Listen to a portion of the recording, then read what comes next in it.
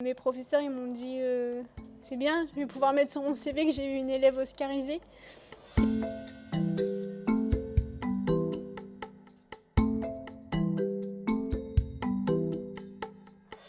Je m'appelle Lucie Fouble, j'ai 20 ans. Je suis élève en Cagne au lycée Mariette de Boulogne-sur-Mer et je suis également bénévole au musée de la Coupole depuis 4 ans. La Coupole, c'est un ancien bunker qui a été construit pendant la Seconde Guerre mondiale et qui était censé être la base de lancement des fusées V2. Mais la Coupole a été bombardée par les Alliés durant l'été 1944 et le site n'a jamais été utilisé par les Allemands.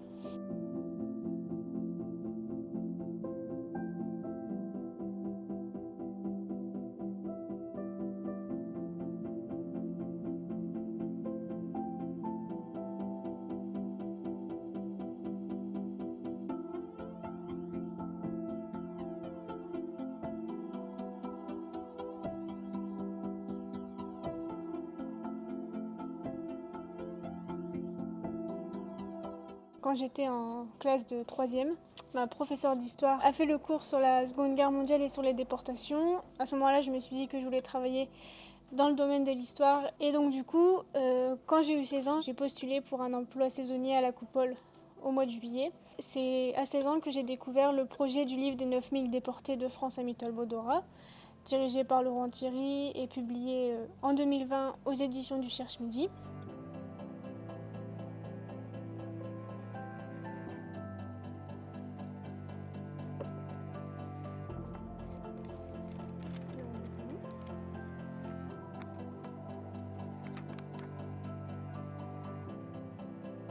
Ce livre fait une histoire très détaillée, contextualisée de ce camp, mais c'est aussi le constat d'un bilan, c'est qu'en 1988, on ne sait toujours pas combien de déportés de France sont passés par ce camp, qui ils étaient, pourquoi ils ont été envoyés là-bas et combien sont revenus de cet enfer. Donc l'idée à ce moment-là, c'est d'aller chercher des informations sur ces personnes, les identifier et pouvoir connaître leur parcours en amont évidemment de la déportation, leur parcours pendant la guerre et pour les survivants, savoir ce qu'ils sont devenus après la guerre.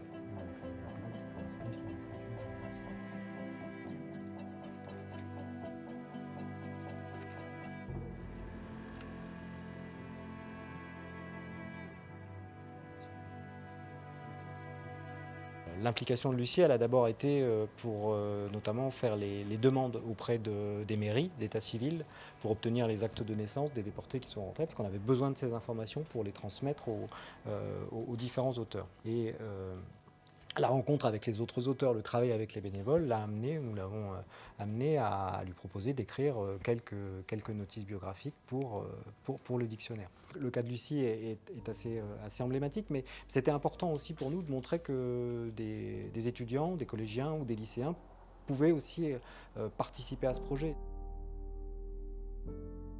Ce premier travail sur le livre des 9000 m'a permis de commencer à apprendre le métier de la recherche, savoir chercher dans les archives. Et après, Laurent Thierry m'a proposé d'écrire des notices biographiques. J'en ai écrites une dizaine, dont celle de Jean-Pierre Catherine, quand j'avais 17 ans. Jean-Pierre Catherine s'est engagé dans la résistance à l'âge de 14 ans. Il est normand, il habitait à Bretteville-l'Orgueilleuse. Et cette notice m'a particulièrement marquée puisque quand j'ai écrit cette notice, j'avais 17 ans et Jean-Pierre Catherine a été déporté à Dora à l'âge de 17 ans. Donc forcément, ça marque puisque je me suis dit qu'il avait quand même mon âge et que j'ai eu la chance de ne pas vivre cette période. Et là, c'est une lettre qui a été écrite par son papa après la guerre. Donc là, il a mis toutes les informations qu'il avait sur son fils. Là, c'est la lettre qu'il a écrite. Il serait décédé vers le 20 mars 1945.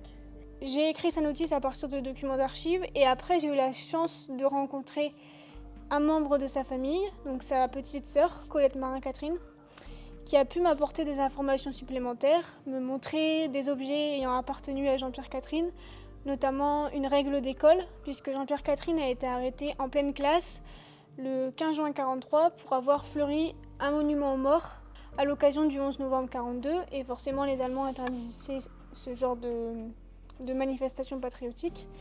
Et elle m'a aussi donné la bague qu'il avait commencé à confectionner pour sa maman quand on est allé en Allemagne toutes les deux.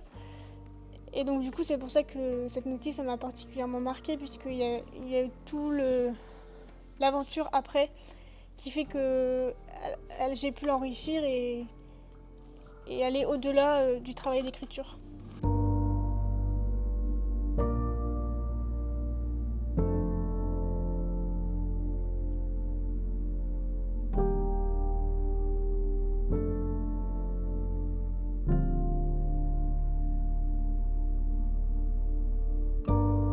Colette, elle a toujours refusé d'aller en Allemagne, mais Alice, elle lui a montré mon travail à la coupole sur son frère. Et c'est là qu'elle a accepté, puisque l'objectif de ce voyage et de Colette, c'était de transmettre son histoire, de transmettre l'histoire de Jean-Pierre Catherine. Elle refuse tout ce qui est tourisme morbide, pour reprendre ses mots. Et en plus, là, on était dans une atmosphère un peu particulière. Quand on y est allé, il n'y avait pas beaucoup de monde et on était vraiment qu'à deux.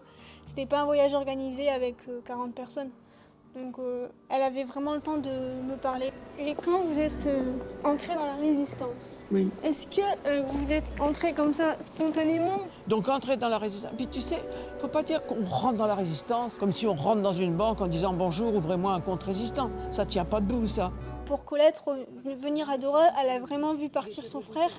Et elle dit que quand elle est allée à Dora, et plus particulièrement quand on est allé dans le crématoire, elle dit qu'à ce moment-là, elle est retournée en 1943, c'est-à-dire au moment où son frère a été déporté en Allemagne.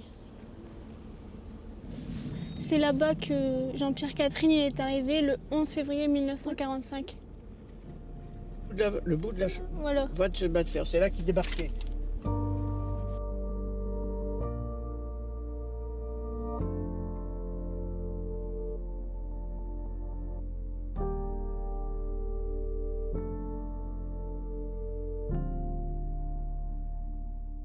Quand on a gagné l'Oscar et que je suis revenue en cours, j'ai le droit forcément, Lucie la star forcément, mais on m'a demandé si j'avais vu l'Oscar, une question basique, et mes professeurs ils m'ont dit c'est bien, je vais pouvoir mettre sur mon CV que j'ai eu une élève oscarisée. Après l'Oscar, c'est bien, mais comme ça permet de parler de cette période de l'histoire et puis surtout envers les jeunes générations, puisque le documentaire pour les jeunes générations, c'est un format je pense qui plaît bien et qui permet de comprendre facilement, et en plus on a les images avec, alors que dans un livre d'histoire c'est un peu moins concret.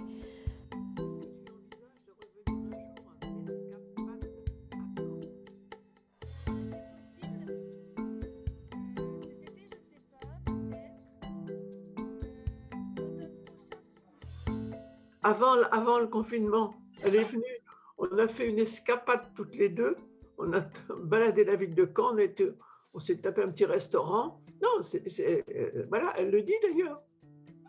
Eh ben, elle m'a adoptée comme grand-mère supplémentaire.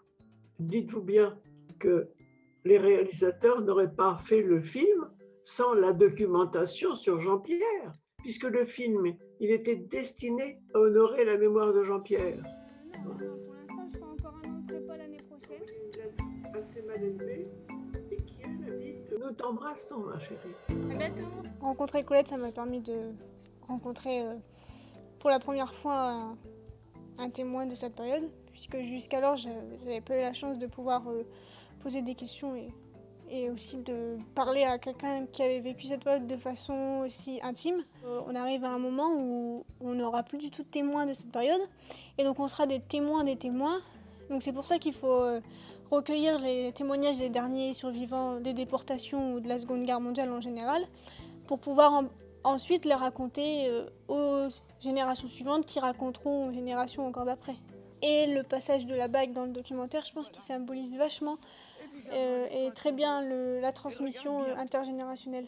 Et c'était quand même fort ce moment, puisque c'est comme si elle m'a confié son histoire et celle de son frère. Et du coup, c'est mon rôle de porter son histoire et de parler de Jean-Pierre et d'elle. C'est quand même super important de travailler sur cette période et même d'écrire aussi sur cette période, puisque les mots, ça reste en fait. Colette, elle le dit d'ailleurs, Les mots écrits, ça reste, alors que les paroles, ça s'envole.